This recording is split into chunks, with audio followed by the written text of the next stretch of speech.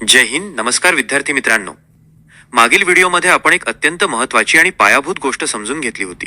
ती म्हणजे एआय म्हणजे नेमकं काय आहे आणि एआय बद्दल आपल्या समाजात असलेल्या भीती, गैरसमज आणि अतिरंजित कल्पना या वास्तवापासून किती दूर आहेत. आपण पाहिलं की एआय म्हणजे एखादा माणसासारखा चालणारा बोलणारा रोबोट नसून तो एक हुशार तांत्रिक सहकारी आहे, जो आपल्याला वेगाने, अचूकपणे आणि स्मार्ट पद्धतीने काम करण्यात मदत करतो.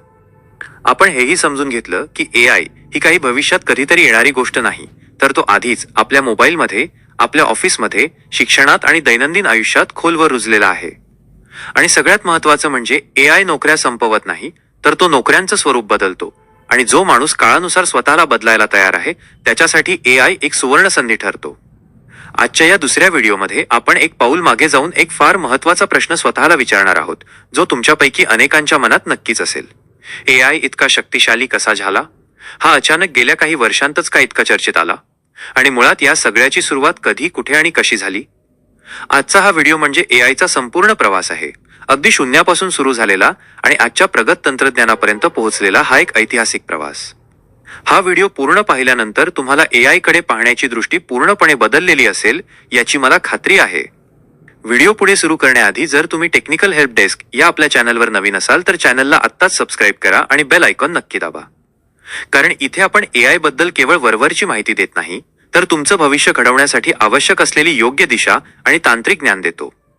ही व्हिडिओ मालिका केवळ एक ट्रेंड फॉलो करण्यासाठी नाही, तर हे तंत्रज्ञान समजून घेण्यासाठी, ते वापरण्यासाठी आणि स्वतःला सक्षम बनवण्यासाठी आहे. चला तर मग आता कोणतीही घाई न करता एआयच्या इतिहासाच्या या अत्यंत रोचक आणि थरारक प्रवासाला सुरुवात करूया.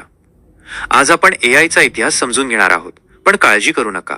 हा इतिहास म्हणजे शाळेतल्यासारख्या कंटाळवाण्या तारखा आणि नावे लक्षात ठेवण्यासारखा अजिबात नाही. आज आपण एक कथा ऐकणार आहोत. एका कल्पनेची कथा, एका स्वप्नाची कथा आणि मानवी मेंदूपासून मशीनच्या बुद्धीपर्यंत पोहोचलेली ही एक जिद्दीची कथा आहे. एआयची खरी गोष्ट आजपासून सुमारे 75 वर्षांपूर्वी म्हणजे 1950च्या दशकात सुरू होते. कल्पना करा त्या काळाची, जेव्हा जगात ना स्मार्टफोन होते, ना इंटरनेट होतं, ना क्लाउड स्टोरेज होतं आणि ना सोशल मीडिया. त्या काळात कॉम्प्युटर म्हणजे आजच्यासारखी प्रत्येक घरात असणारी साधी गोष्ट नव्हती, तर एका मोठ्या खोलीभर पसरलेली आणि फक्त काही मोजक्या वैज्ञानिकांसाठी उपलब्ध असलेली एक प्रचंड मोठी यंत्रणा होती. याच काळात इंग्लंडमध्ये एक विलक्षण माणूस होता. त्याचं नाव होतं ॲलन ट्युरिंग. Allen Turing. आज जर आपण आपल्या हातातल्या फोनमध्ये एआय वापरत असू, तर त्यामागे हा एक माणूस आणि त्याचे विचार अत्यंत महत्त्वाचे आहेत. ॲलन ट्युरिंग हा केवळ एक गणितज्ञ किंवा वैज्ञानिक नव्हता, तर तो एक महान विचारवंत होता, ज्याने काळाच्या खूप पुढचा विचार केला. दुसऱ्या महायुद्धाच्या काळात जर्मन सैन्याचे गुप्तकोड फोडण्याचं महान काम ट्युरिंगने केलं होतं, ज्यावर इमिटेशन गेम नावाचा प्रसिद्ध चित्रपटही आहे. पण युद्ध संपल्यानंतर त्याने जगाला एक साधा पण अत्यंत धक्कादायक प्रश्न विचारला. Can machines think? म्हणजेच मशीन स्वतःहून विचार करू शकतात का? आज आपल्याला हा प्रश्न कदाचित सोपा वाटेल, कारण आपण चॅट जीपीटीशी गप्पा मारतो. पण 1950 मध्ये असा प्रश्न विचारणं म्हणजे शुद्ध वेडेपणा समजलं जायचं. त्या काळात मशीन म्हणजे फक्त गणिती हिशोब करणारी किंवा साचेबद्ध काम करणारी लोखंडी साधनं होती. पण ट्युरिंगने विचार केला की जर माणूस सभोवतालची माहिती घेतो, त्यावर प्रक्रिया करतो आणि निर्णय घेतो, तर मशीनला आपण असं प्रशिक्षित करू शकणार नाही का? याच प्रगल्भ विचारातून जन्म झाला ट्युरिंग टेस्टचा. ट्युरिंग टेस्ट ही टेस्ट म्हणजे काय होतं? तर एक साधा संवाद. समजा एका बाजूला माणूस आहे आणि दुसऱ्या बाजूला मशीन, आणि तिसरा एक माणूस दोघांशी संवाद साधतोय.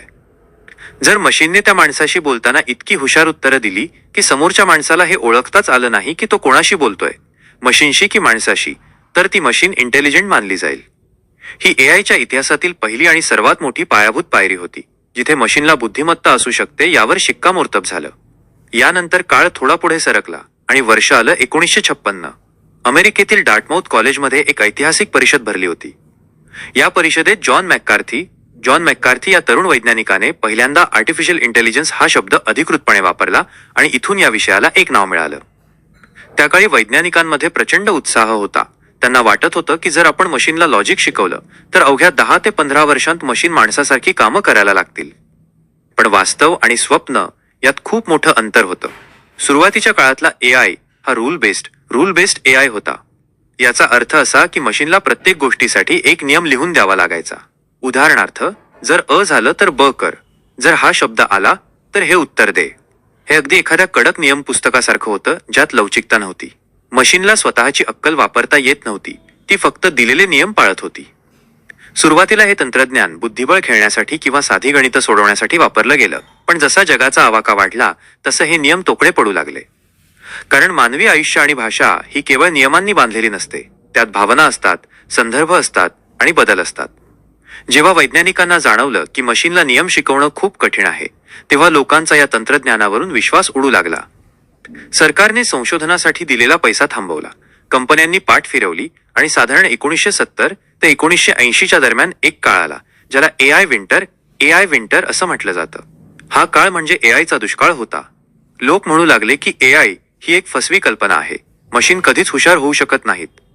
पण मित्रांनो, जसं एखादं बी जमिनीत गाडलं गेल्यावर ते मरत नाही, तर ते शांतपणे अंकुरण्याची वाट पाहत असतं, तसंच एआयच्या बाबतीत झालं. संशोधन थांबलं होतं, पण संपलं नव्हतं. यानंतर 1990च्या दशकात तंत्रज्ञानाच्या जगात एक मोठी क्रांती झाली आणि एआयने आपला दुसरा अवतार धारण केला. या अवताराचं नाव होतं मशीन लर्निंग हा एक क्रांतिकारी बदल होता.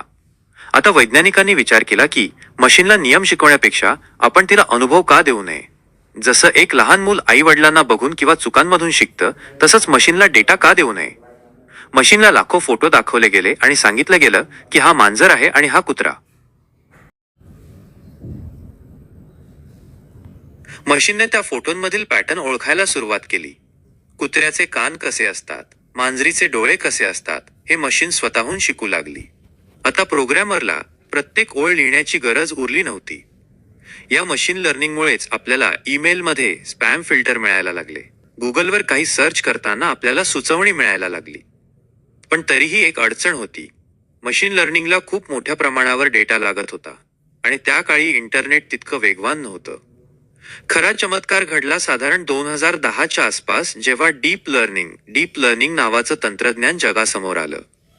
डीप लर्निंग म्हणजे काय, तर मानवी मेंदूमध्ये जसे कोट्यवधी न्यूरॉन्स एकमेकांशी जोडलेले असतात, तसंच एक न्यूरल नेटवर्क कॉम्प्युटरमध्ये तयार करण्यात आलं. आणि याच काळात जगाला 3 अशा गोष्टी मिळाल्या ज्यांनी एआयचं नशीब पूर्णपणे बदलून टाकलं.